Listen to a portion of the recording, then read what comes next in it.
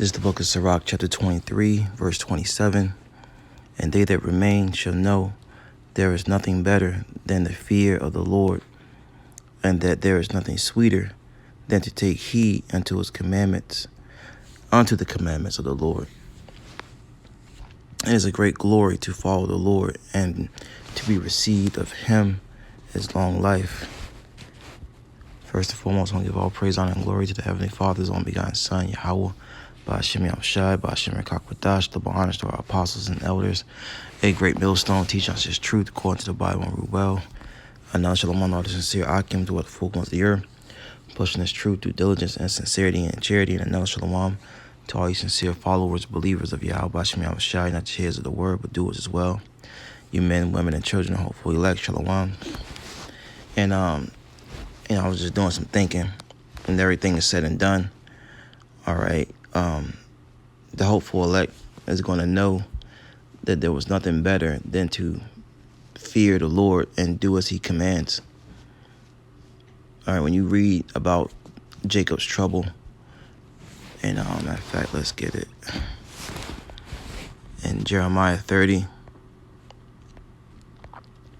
the things that's going to befall these so-called Negroes, Latinos, Native American Indians, it's not going to be anything nice, man. See, contrary to popular belief, in these latter days, the Lord is in the spirit of doing heavy judgment. All right, and with judgment comes pain. And pain is something that everyone takes heed to. This is Jeremiah 30:4. It says, "And these are the words the Lord spake concerning Israel and Judah. For thus saith the Lord, we have heard a voice of trembling, of fear, and not of peace. And you're hearing that word from his prophets, his men." Starting off with I had apostles and elders, a great millstone on down. Because the scriptures tell us peace is not coming. All right, and we're going to get into it. It says, "Ask ye now and see whether doeth a man doeth travail with child. Wherefore do I see every man with his hand on his loins, as a woman in travail, and all faces are turned to paleness." That's right. Right now you don't see a man, crying and whooping and hollering and wailing like travailing like a woman. All right, this giving birth, but you will. All right, they're gonna be frightened, no answers. And why is that? Because they're not gonna have any answers. Verse 7, here's the point. "Alas, for that day is great, so that none is like it. It is even the time of Jacob's trouble." Jacob is name was changed to Israel. That's where you get the 12 tribes of Israel. When he wrestled the angel and received that blessing, Yasha Allah, he is the prince of the power. And Jacob had 12 sons. Reuben,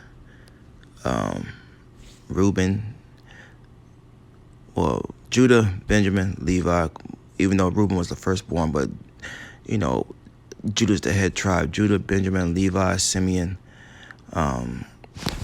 Gad, Reuben, Manasseh, Ephraim, Naphtali, Zebulun, Issachar, and Asher. Those are the 12 tribes of Israel, which makes up you so-called Negroes, Latinos, Native Americans, wherever you are scattered.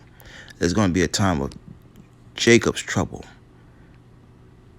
but he shall be saved out of it. And why is it a time of Jacob's trouble? Because Jacob has been wicked.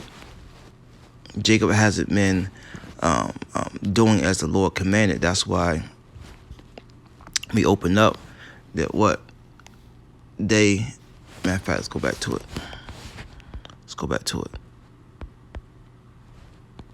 Sirach 23 and 27. It says, "And they that remain from what? All this hell that's going to happen on the earth.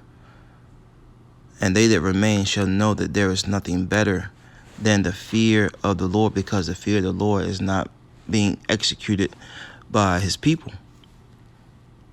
By anyone, really, except for the hopeful elect who's trying their best to fear the Lord. And when you fear something, you're greatly terrified of someone or something likely to cause pain. And the Lord is getting ready to bring the pain. All right. It says, "And that there is nothing sweeter than to take heed unto the commandments of the Lord." And that's the thing that our people don't understand. The Lord has commandments for our people. All right, that's the whole duty of why we've been set on this earth. All right, to keep the ways of the Lord, not your own thing. That's one one thing that people have twisted. It's Ecclesiastes 12:13. It says, "Let us hit the conclusion of the whole matter. Fear, fear, fear, fear Yahweh and keep his commandments, for this is the whole duty of man.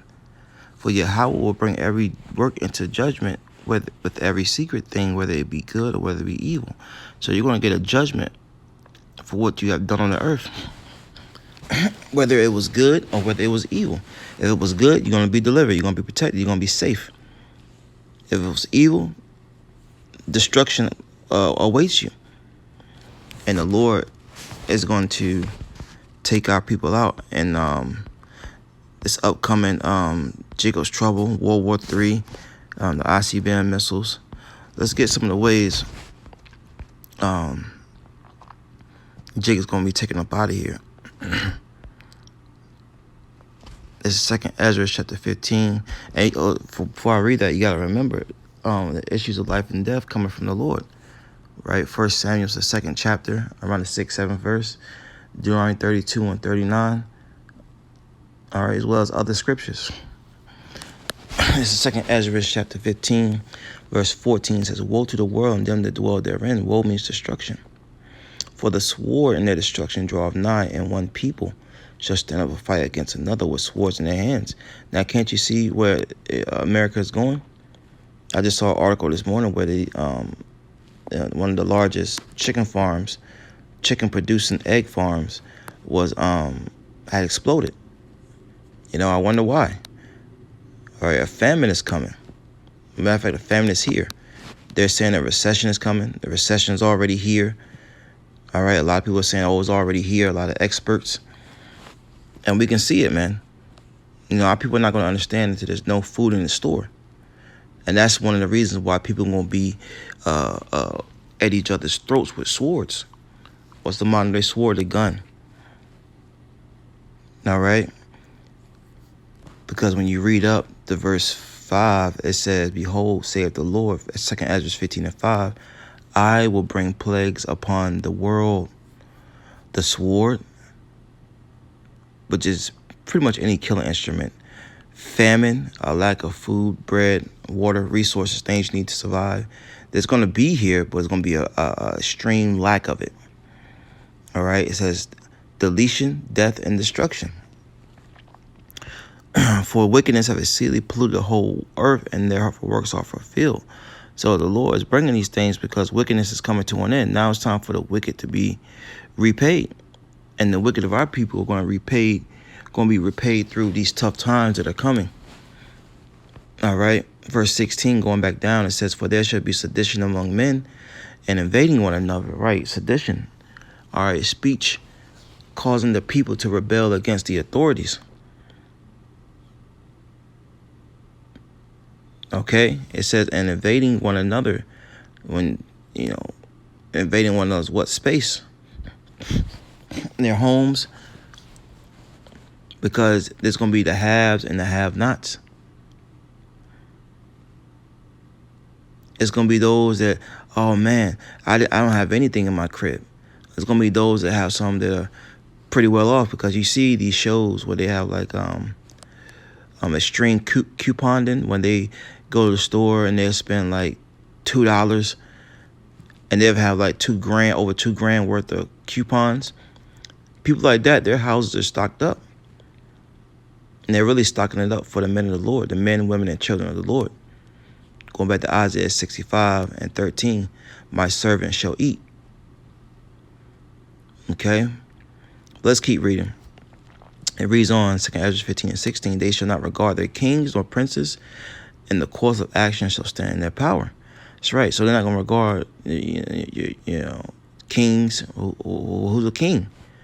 The president, mayors, governors, those are princesses. All right. They're not going to, care about what they say, because what? The lack of things, the lack of medicines, the lack of food. All right.